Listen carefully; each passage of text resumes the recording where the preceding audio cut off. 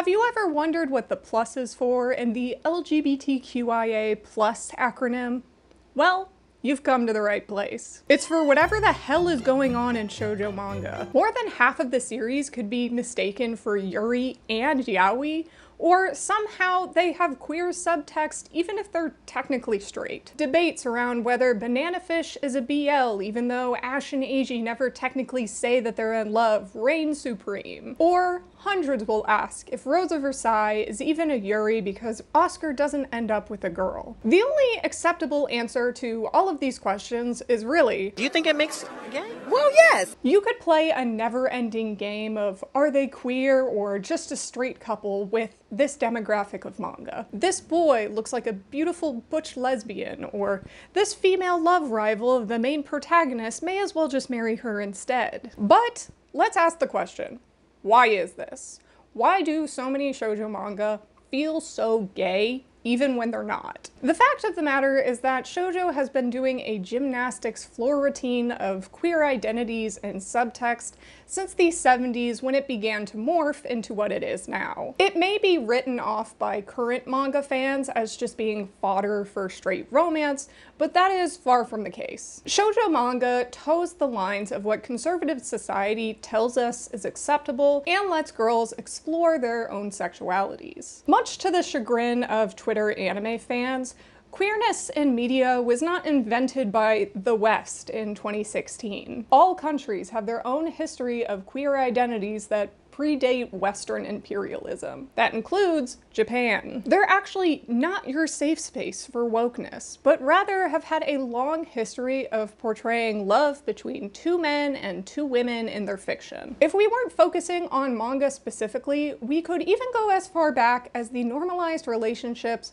between samurais and their pupils, or kabuki actors and male prostitutes. Since we're here to talk about manga and not Japanese history though, we're not gonna get into that. I do exist in the context of all of which came before me, but I'm not that smart. My starting point is rather the mid-1900s, where we see three key pieces of media that helped the future of shoujo manga. The first of which is one I've actually talked about before in a sister video to this one, the Takarazuka Review, an all-female theater troupe that assigns its actors specific roles such as the otokoyaku, or the male characters, or the musumeyaku, which is the female characters. This theater troupe was, and still is, highly revered, with a large number of their fans being women. The reason this troupe relates to shoujo manga is because of the inspiration it gave for the girl prince trope, something we see quite often in many queer-adjacent shoujo manga. One of the first appearances of this trope was in the seminal work by Osamu Tezuka, Princess Knight. In it, the main protagonist, Sapphire, shifts from a female identity to a male one, as a heart of a boy and a girl were mistakenly put inside of her at birth. This shifting gender dynamic was very similar to that of the otokoyaku, who was a woman portraying the male characters in a play, and inspired many series going forward, like Rose of Versailles, which we're going to get into in a little bit. Another big contributor to shoujo manga and queer fiction that I've also mentioned in another video is Nobuko Yoshida. She was a prolific author in the genre of shoujo shosetsu, which is a bit of a precursor to shoujo manga itself. Her works, like Hana Monogatari, helped shape the writing in shoujo manga with its more flowery, poetic language, while the plots help shape the Class S genre, a type of fiction that usually focused on relationships between two girls in an all-girls school setting. Something Nobuko may have been interested in writing about because of her own sexuality. The relationships portrayed in these stories could range from intense friendships to actual romantic feelings. Rarely were they ever portrayed as anything other than pure and spiritual, and in the end, these girls would often part ways. This fell in line with the thinking of the time that these relationships were okay or even encouraged during a young girl's adolescence as a way to gain experience for their eventual heterosexual marriages. Our last key factor in this gay shoujo Pythagorean theorem is the author Mari Mori. She is largely known for proliferating the BL genre with her homoerotic fiction titled A Lover's Forest. Written in 1960, 1961, it was praised by authors and readers alike due to its decadent writing and fantastical consumerist imagery that seemed unattainable to a post-war Japan. Many of the story beats from BL manga after it could be traced to this series, like the European aesthetics and the tragic endings. These three pieces of media would leave a lasting impact on the girls who consume them while growing up, especially the mangaka that helped shape shoujo from the 70s and on. Even if the origins of BL and Yuri didn't technically come from shoujo manga, the culture of these were still created by shoujo mangaka and read voraciously by young girls. It wasn't technically until the 1970s that we saw shoujo manga genres diversify during its golden age. What once used to be seen as hollow fiction for flighty girls was beginning to turn into a literary movement. A group of mangaka deemed by critics as the Year 24 group began to rise on the manga scene. This during a transitional period of time when men were no longer creating shoujo works and starting to move over to shonen magazines. So with this gap, new perspectives started to be introduced. Specifically, perspectives that weren't far off from the age of the readers that the magazines were targeting in the first place. Two mangaka who played a huge hand in this transitional period of time were Moto Hagio and Keiko Takemiya. They've worked on a variety of genres of shoujo manga, from sci-fi to psychological fiction, but they're most known today for having popularized the BL genre. Hagio and Takemiya were actually friends with each other, and both of them were immensely influenced by their neighbor, Norie Masuyama. She had introduced them to a wide variety of medias, all of which led to them creating their two iconic shoujo manga for the magazine Shokomi, Heart of Thomas, and Poem of the Wind and Trees. Another series that laid the groundwork for queer series to come was Shiroi Heia no Futari by Ryoko Yamagishi. Yamagishi is just as revered as Hagio and Takemiya, although she's a little less known here in the States. But she was also coming up in this golden age of shoujo and really helped solidify that shoujo aesthetic that we all know and love now. Her works do consist more of BL rather than Yuri after the 70s, but Shiroi Heia is a flagship for Yuri manga. Not only is it seen as the first Yuri work, it's also where most of the tropes for Yuri manga can be traced back to. Tropes which extrapolate on the Class S genre. In fact, almost all of the stylings of these three manga helped lay the groundwork for BL and Yuri, at least from the 70s to 90s before BL kind of veered off into its own thing. The backdrop for these manga were set in fantastical countries that felt unreal to a regular Japanese girl, like Germany or France. To separate the reader even further from these stories, they often took place in closed-off worlds like boarding schools. Unlike the hetero series at this time, these series often had tragic endings,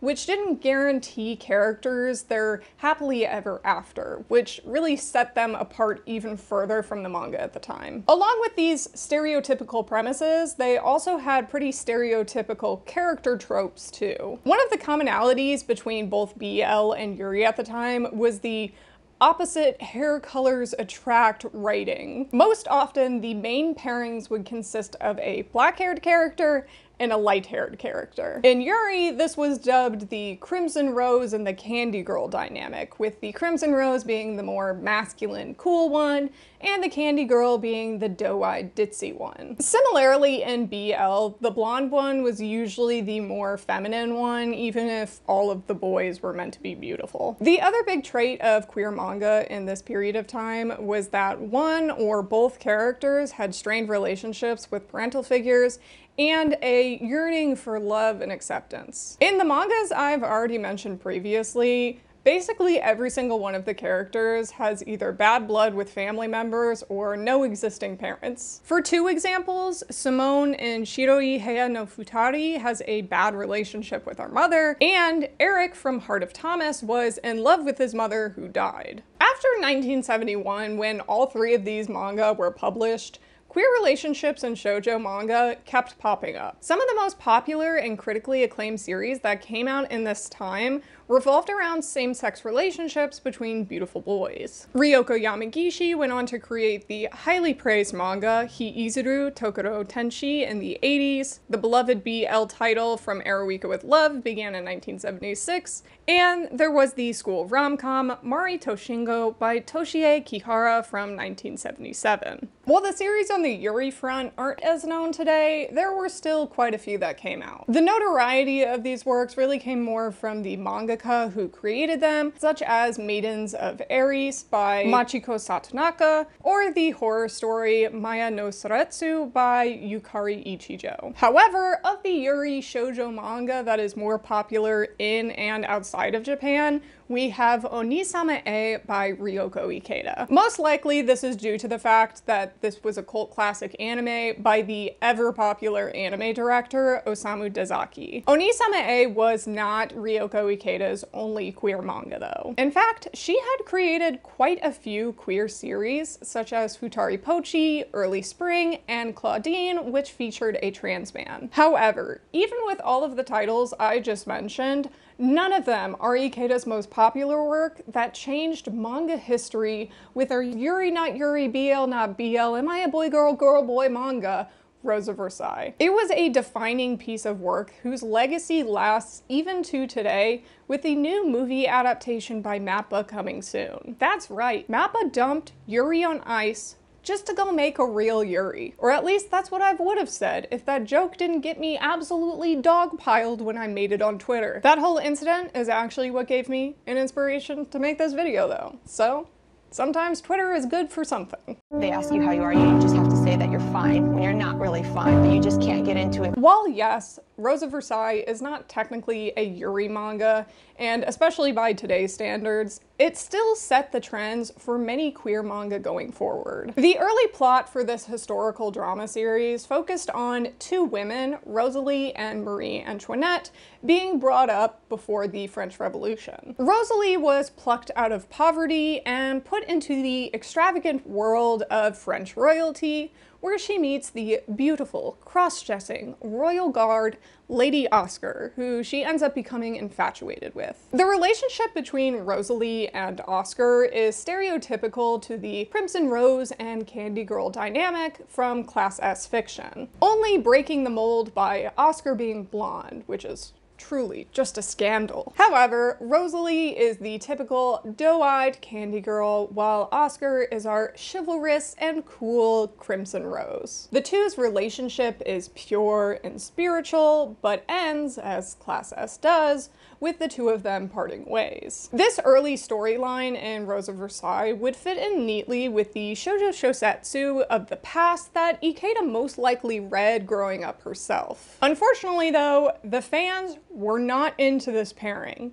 Like at all. Class S has long held more adolescent relationship connotations due to the period of time that it's supposed to happen in a girl's life. For the fans, seeing Oscar, who is like the epitome of coolness, having a preteen fling was sacrilegious. So Rosalie and her lesbian tendencies were brushed to the side after the two parted ways, and Oscar became the main focus for the rest of the series, thus turning the focus of the romantic conflict to Oscar's lifelong friend, Andre, who was a man. Although it may seem like all the gay got vacuum sucked out of the series after this, it's still argued by many people that Oscar and Andre are coded as queer. Their love has been equated to dosei, or same-sex relationships, even though they are the opposite sex. Andre is portrayed more as the effeminate one, since he's the one that yearns for Oscar's love and has unrequited feelings. At one point, he even cuts his hair, which then resembles Oscar,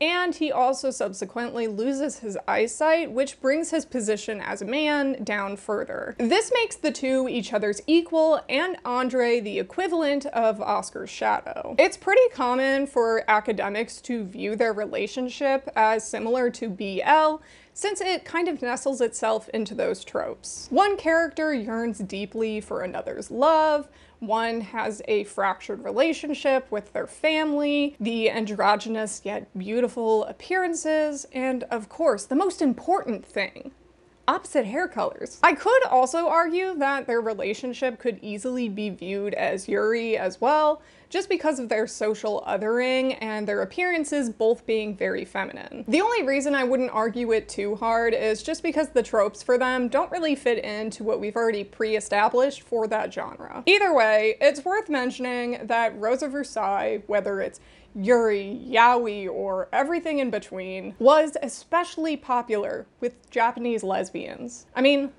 look at Oscar. I can't blame them. Who do you think the hottest girl in school is?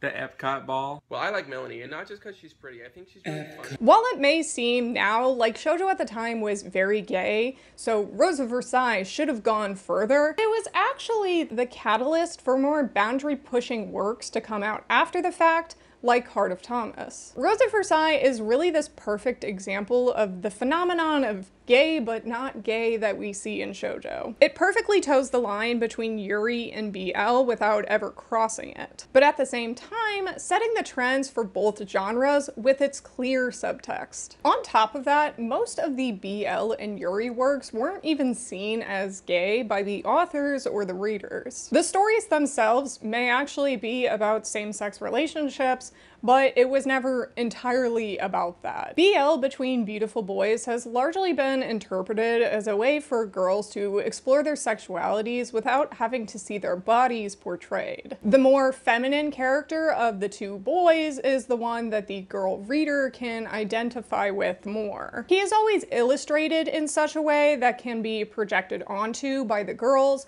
with his body not being sexed beyond his lack of chest. Hagio and Takemiya have also stated before that these boy-boy pairings were a way for girls to liberate themselves from sexual restrictions. We must remember that in the 70s, girls did not have much autonomy over their own lives and especially their sexualities. They would spend most of their youths in these all-girls schools only expecting marriage and household duties after the fact. Choosing their own path wasn't really thought to be an option, so escaping this reality by using the male body was considered groundbreaking. Conversely, Class S relationships in Yuri works weren't seen as gay either, due to these same societal restrictions on girls. The intense romantic feelings between two adolescents would only be considered acceptable as long as they went to marry a man after schooling. These relationships aren't gay because they were essentially seen as training arcs for marriage. Even if Class S fiction was eventually banned because it was seen as too gay and no longer acceptable. Thus, never outwardly labeling these BL or Yuri titles as gay due to the taboo of queerness. While BL and Yuri manga flourished in their own genres outside of shoujo, the queer manga that the 70s and 80s brought us still firmly planted its roots into the zeitgeist of the demo. Not much has changed with the tropes that were established all those years ago. The only thing that's really changed is the fact that these closed worlds were beginning to open themselves, with co-ed schooling being more normal than all boys or all girls schools. Though, the tropes of boarding schools harboring feelings of queer relationships are still a visual signifier that shoujo often harkens back to. One recent case of this was in an arc of a currently publishing shoujo manga series titled Glasses with a Chance of Delinquent. In it, our main character Momose meets a girl named Sakyo who comes from an all-girls school who is trying to befriend another girl from her school named Koikawa. The relationship between these two girls is exactly that of Class S, with Sakyo embodying the Crimson Rose character and Koikawa being our more feminine candy girl. It's never explicitly stated that Sakyo has feelings for Koikawa. However, it's not that hard to imply it. Once Koikawa finds out that Sakyo is a former delinquent, she swoons over her coolness. Even our main character Momose, who is currently dating a boy, can't help but get butterflies around Sakyo as well. It could also be implied that Sakyo is attracted to girls because of her similarity to Momose's boyfriend, both of whom find Momose cute at the exact same moment as the other. I'm not trying to say that this manga is anything other than a het romance, but at the same time, there is still an underlying lesbian, bisexual, pansexuality to how the girls are all attracted to each other. Whether that be Sakyo and Koikawa's attraction to each other, or Momose's attraction to Sakyo. The main romance just makes the different sexuality options easier to sweep under the rug as just a phase, though, not even having to question the normalized heterosexual lifestyle. In fact, many shoujo manga feature relationships between female characters that could easily be characterized as yuri if not for the men that they have crushes on or are currently dating. Probably the most popular example of this, with just how many of the fans ship them together, is Nana and Hachi from the shoujo series Nana. Sure, both of them are in extremely toxic relationships with men, but inside the confines of their own apartment, they exhibit Class S dynamics. The obvious visual stylings are already there between the two. I don't think I have to keep repeating that black-haired, light-haired pairing is just a descendant of Simone and Racine from Shiroi Heya. Outside of the obvious visual signifier, the apartment for these two is their closed-off world that they share, a safe space in which they can freely express themselves and bond. This is particularly why Nana gets so upset when men, and especially Takumi, end up being visible in their closed-off world. Just like in Class S, Nana and Hachi exhibit the adolescent love tendencies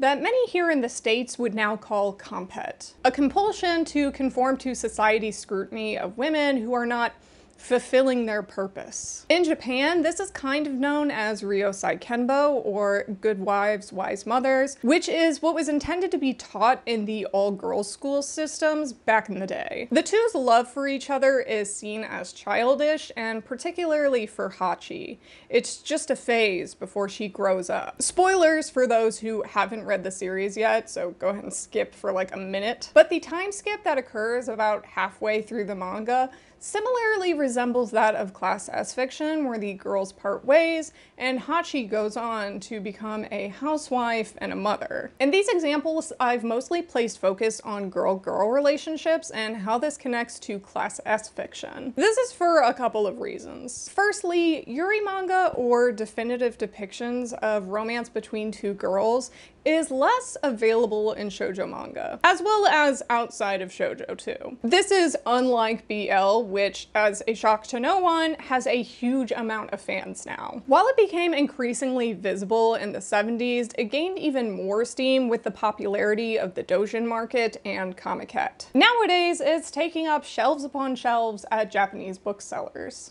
Gay comic is this? Well, すごく少ない。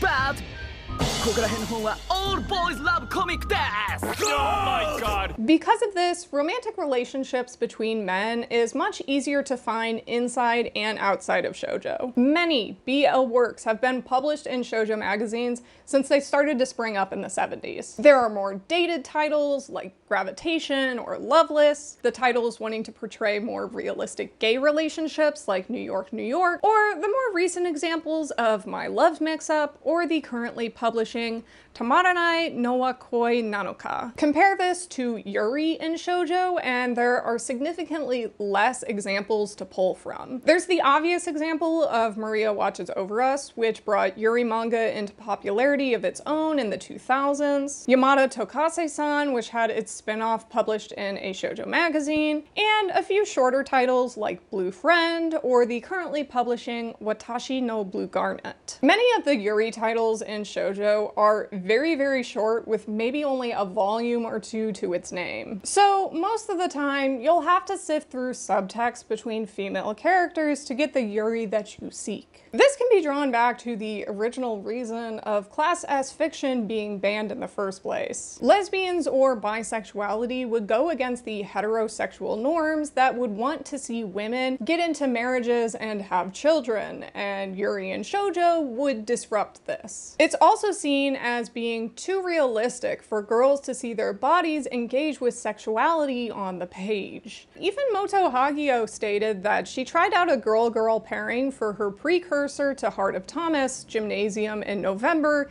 and said that seeing two girls kissing each other would be too gooey. This isn't to say that BL media isn't stigmatized. It is still media that portrays queer relationships and all. It's just more recognized that BL is grounds for fantasy and exploring oneself, while Yuri is just reality that you can't escape, which leaves Yuri in the dust in both shoujo and popularity overall. If anything, subtextual BL series are more often found in shonen manga now, whether that be because the subtext is there on purpose or because the mangaka who's creating the series is just so misogynistic that they can't write women at all. While it may seem like because BL and Yuri have such rabid fans in their own right, then that means Japan is just a progressive place for gay relationships. This is still far from the case though. Same-sex marriage is still not legal in the country, and being gay is only tolerated as long as you aren't visible, i.e., not tolerated at all. So while queer manga is very visible in its own niche magazines like Comic Yurihime or Sherry, the heteronormativity in most mainstream manga magazines persists, which is why shoujo has mostly subtextual queerness rather than more overt tones. In fact, it wouldn't be hard to draw subtext from basically any shoujo series as long as we use the signifiers that we've gone over so far. Take, for example, Chihayafuru. No, don't go. I promise I have a reason for this. I'm not just trying to plug my favorite series into every video I make. Well, I do want to do that, but I promise I have a reason. Just stick with me. There are 3 different ways that you could read this series as queer if you use the main characters of Chihaya or Taichi as the basis. Barring the fact that rivalry in general can lend itself to queer readings, the tropes itself could be read queer here in all cases. Let's start off with comparing Chihaya and Shinobu's relationship to those of the Class S genre that we've discussed. The obvious here is that their contrasting hair colors lends nicely to the Crimson Rose and Candy Girl dynamic. Shinobu is the more unattainable, stoic, Karata queen, and Chihaya is the bright, cheerful protagonist. Shinobu has a strained relationship with both her mother and her grandmother, and Chihaya has a somewhat strained relationship with her sister and just her family in general. Specifically, she very much yearns to be accepted by her family. The two are actually very attached to each other, and Shinobu sees Chihaya as her equal in Karata, thus finally finding someone to connect with, as everyone else hasn't been good enough to be able to compete with her. Karata is this closed-off world that they share together, particularly in Shinobu's case, that only the other can enter into. Next, you could relate the rivalry of Taichi and Arata as similar to that of characteristics of BL works. Taichi is the feminine, light-haired character who deeply craves desire and acknowledgement from others. This possibly stemming from his strained relationship with his mother, who is a helicopter parent. This desire for acceptance can be aimed at Arata, who Taichi wants to see him as a Karata equal. On the opposite side, Arata's own familial trauma has increased his own desire for a Karata companion who can replace his grandpa. The tragic ending of their story being that one must beat the other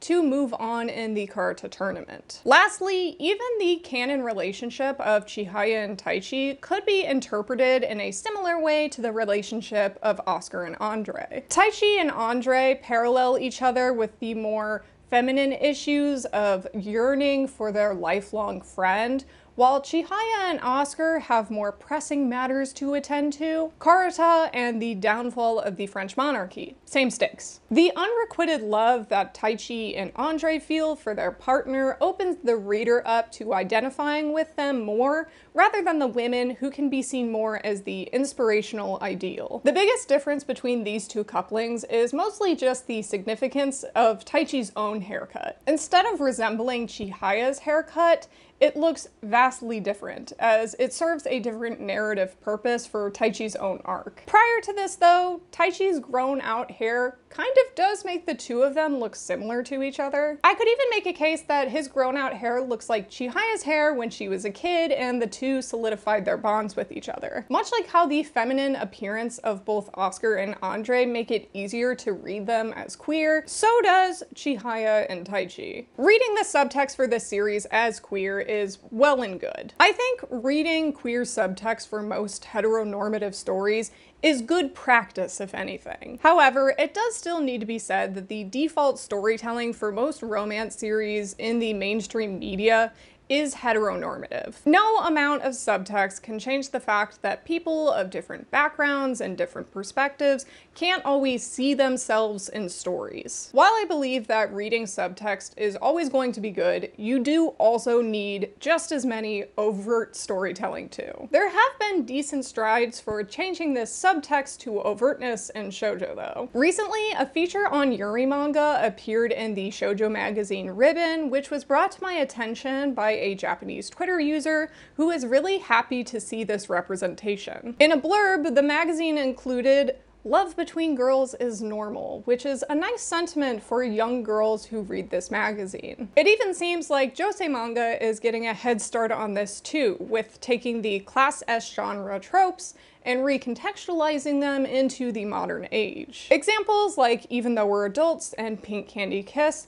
follow the similar settings as each other. Plus, there was also the precursor to these kinds of josei stories, Midnight Flowers. Since shoujo is the originator of BL and Yuri manga, making strides in these genres to bring queer stories to readers, it would make sense to hope that shoujo could return to these days, breaking the mold of societal norms and tackling topics that young girls and adults alike could gain new perspectives from. Having niche genre magazines is great, especially for more marginalized stories, but queer stories shouldn't just be relegated to the fringes, and I do hope we see a change in that in the future. However, I still believe that the subtextual queerness that has been around since this demographic's origins have made it a playground for queerness. And with how much intertextuality plays in shoujo manga, I don't think the readers are missing out on this subtext either. Despite the viewpoint that shoujo nowadays is aggressively